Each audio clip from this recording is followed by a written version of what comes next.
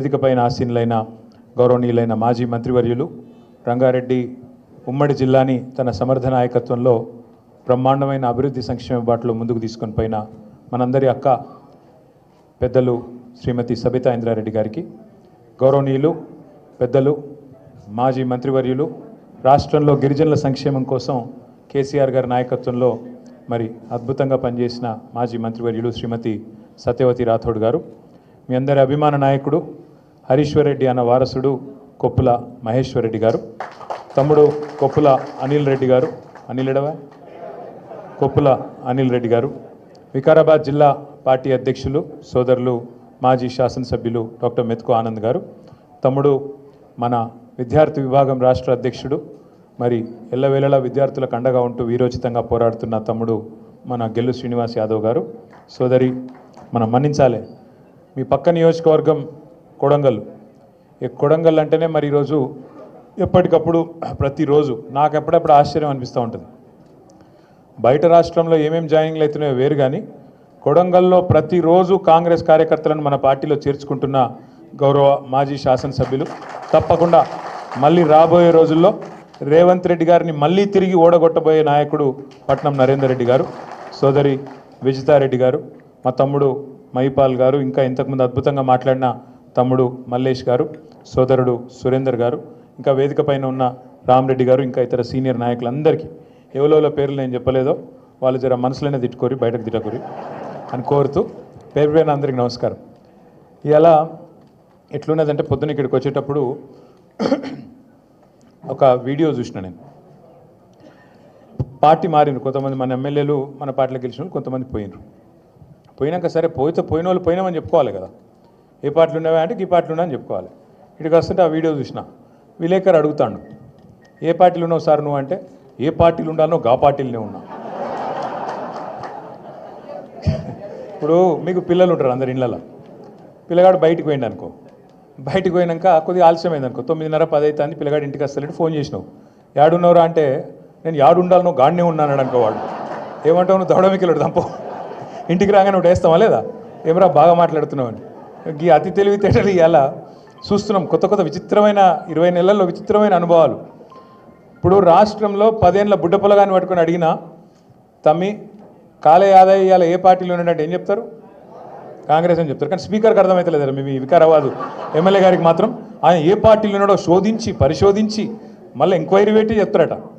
ఇంకా విచిత్రం నేను చూస్తూ ఉన్నా, అంటే రేవంత్ రెడ్డి గారి పరిపాలన వచ్చినాక, కాంగ్రెస్ పరిపాలన వచ్చినాక అనుభవాలు ఎంత తమాషాగా ఉన్నాయంటే, పాపము ఆ ఎమ్మెల్యేల పరిస్థితి 10 మంది పోయిన వాళ్ళు ఎట్ట తయారైందంటే, అయ్యా మీరు ఏ పార్టీలో ఉన్నారంటే సుప్రీంకోర్టులోనేమో మేము బీఆర్ఎస్లోనే ఉన్నాం, కేసీఆర్ నాయకత్వంలో ఉన్నామని అక్కడ రాస్తాను.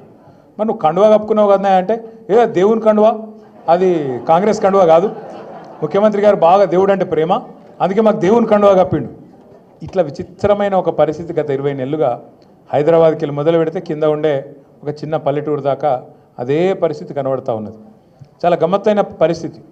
ఒక ముఖ్యమంత్రి ఎట్లా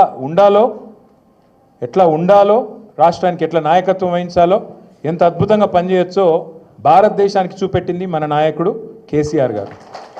కానీ ఒక ముఖ్యమంత్రి ఎట్లా ఉండొద్దో, ఎట్లాంటి మాటలు మాట్లాడొద్దో, ఎటువంటి పనులు చేయొద్దో చూపెడుతున్నది రేవంత్ రెడ్డి గారు. నాకు తెలియక అడుగుతా, ఇప్పుడు ఇక్కడ ఇంతమంది వచ్చారు, మీరు పరిగికెళ్ళి లోపల చాలామందికి చాలా కష్టాలు ఉంటాయి. ఇప్పుడు కొద్దిగా సురేందర్ బయటపడ్డాడు, మల్లేష్ బయటపడ్డాడు, కొంత కష్టం ఇట్లున్నది గట్లున్నది అని చెప్పారు. కానీ కడుపులో ఏమున్నా, ఆఖరికి జేబులో పైసలు లేకపోయినా, బాగా అప్పులున్నా, ఒక్కొక్కరి నెత్తి మీద 50 లక్షల కోటి రూపాయలు అప్పున్నా, లోపల బనీని చినిగిపోయినా, బనీని పొక్కలు పడ్డా, బయటికి మాత్రం కడకంగి కద్దరంగి వేసుకొని షాన్ మే ఫరక్ నియానా అని చెప్పి బయట తిరుగుతాం, అంతేనా? అట్లే ఉంటామా లేదా? ఎందుకంటే అట్లుంటేనే మళ్ళీ ఎవడన్నా పైసలు ఇచ్చి ఓడిస్తాడు, లేకపోతే ఓడిస్తాడు అప్పు, మళ్ళీ ఎవడు ఇయ్యాడు కదా. కానీ రేవంత్ రెడ్డి కథ ఎట్లుంది, నేను ఢిల్లీకి పోతే నాకు అపాయింట్మెంట్ ఇస్తలేరు, నేను దెబ్బన చెప్పులు ఎత్తుకపోతేనేమో అపాయింట్మెంట్ ఇస్తలేరు, ఎవడన్నా చెప్తాడు ఎట్లా ముఖ్యమంత్రి? ఈ విచిత్రం. ఇప్పుడు దబ్బన ఒక మాట అనుకో, నేను మహేష్ రెడ్డి అన్న దగ్గర అప్పు తీసుకున్నా, ఎంతో 1 లక్ష రూపాయలు అప్పు తీసుకున్నా అనుకో, తీసుకొని మహేష్ అన్న నాకు బాగా కష్టం ఉందే, జరా ఒక నెల రోజులు ఇస్తా అని చెప్పిన. మరి నేను నెల రోజులు నాకు వెళ్ళలేదు, నేను ఇయ్యలే. 2 నెలలు అయింది ఇయ్యలే, 6 నెలలు అయింది ఇయ్యలే. మహేష్ అని నువ్వుకుంటాడా? ఏమాయబాయి నువ్వు చెప్తివి, మస్తుగా చెప్తివి, ఇస్తలేవు, ఏం సంగతి అడుగుతాడా? అడగడా? నెల రోజుల్లో నేనే చెప్తి. మరి 6 నెలలు అయిపోయాయి అడిగింది అనుకో, ఇక నేను ఏం చేయాలి? నిజానికైతే నిజాయితీ ఉన్నోన్నైతే అరే 1,00,000 వెళ్తలేవే, 50,000 వెళ్తున్నాయి, 50,000 ఇస్తా, ఇంకో 50,000 మళ్ళీ ఇస్తానా, ఇక మిత్తి మాఫ్ చేయరని దండం పెడతా అని బతిమలు ఆడుకోవాలి. కానీ ఇవాళ రేవంత్ రెడ్డి కథ ఎట్లుంది? ఏమైనా 100 రోజులలో గ్యారంటీని అమలు చేస్తా అన్నావు, అందరికి అన్నీ ఇస్తా అన్నావు, మరి ఇవాళ ఇస్తలేవేందా అంటే ఏమంటుండే ఎరికేనా? ఏం చెప్తారా? నన్ను కోసుక తింటారా? ఏం చెప్తారు? నన్ను మీరు కోసుక తింటారా? కోసుక తినేందుకు నువ్వు ఏమైనా సేపువా, మామిడికాయవా, ఏంటిది నువ్వు? అరే ఇట్లుంటుంది ఎక్కడైనా? ముఖ్యమంత్రి అనేటోడు నేను ఇక్కడ లంకె బిందెలు ఉంటాయనుకొని వచ్చిన. ఏం మాటలు అవి? ఏం అసలు మాకే పరిశాన్ ఉంది. సబితక్క ఇవాళ కాదు, ఇప్పుడే సత్యక్క చెప్పినట్టు సబితక్క రేవంత్ రెడ్డి గారు జెడ్పీటీసీ కాకముందే మంత్రి అయిన మరి సీనియర్ నాయకురాలు. అట్లాంటి సీనియర్ నాయకురాలకి నిన్న మహేశ్వరం నియోజకవర్గంలో ఓడిపోయినమో కుర్చీ మీద కూర్చోబెడతారట, గెలిచిన వాళ్ళని మాత్రం కింద కూర్చోవన్నట్టు మనం పిచ్చోళ్ళ లెక్క వాడు కారు అట్లు ఇస్తుంటే, వాడు ఇంకోటి చేస్తుంటే, పోజులు కొడుతుంటే మనం చూడాలంట. అక్క ఏమనలే పాపం, కానీ కార్యకర్తలు ఊకుంటారా? ఊకోరు కదా.